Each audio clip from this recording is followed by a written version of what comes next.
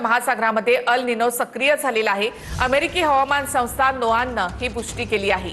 अल निनोच्या तीव्रतेमुळे जगभरात दुष्काळाची शक्यता आहे।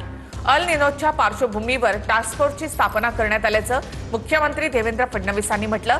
सरकारच्या सल्ल्यानेच शेतकऱ्यांनी पेरणी करावी असं देखील देवेंद्र फडणवीस यांनी म्हटलेलं आहे। अल निनोच्या संदर्भात आपण तयारी करतो। मी माझ्या बजेटच्या भाषणामध्येच अल निनोच्या संदर्भात त्या ठिकाणी वाच्यता केली होती आणि त्याचा मोठा परिणाम आपल्या राज्यावर होईल, त्यामुळे त्याची तयारी आपण सुरू केली। आपण त्याचा टास्क फोर्स तयार केला। जलसंधारणाची कामं मोठ्या प्रमाणात कशी पूर्ण करता येतील हा आपला प्रयत्न आहे, कारण पाऊस कमी पडल्यानंतर मोठी धरणं कामी येत नाहीत।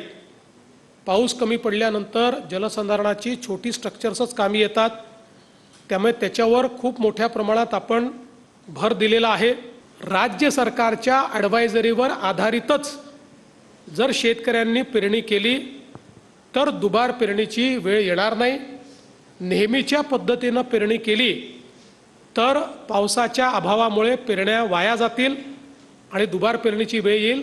म्हणून आत्तापर्यंत शेतकऱ्यांनी संयम ठेवला आहे, तसंच शेतकऱ्यांनी राज्य सरकारकडनं येणाऱ्या ॲडवायझरीकडे लक्ष द्यावं।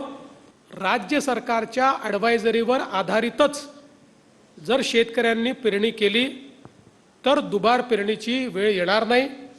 नेहमीच्या पद्धतीनं पेरणी केली तर पावसाच्या अभावामुळे पेरण्या वाया जातील आणि दुबार पेरणीची वेळ येईल। म्हणून आत्तापर्यंत शेतकऱ्यांनी संयम ठेवला आहे, तसंच शेतकऱ्यांनी राज्य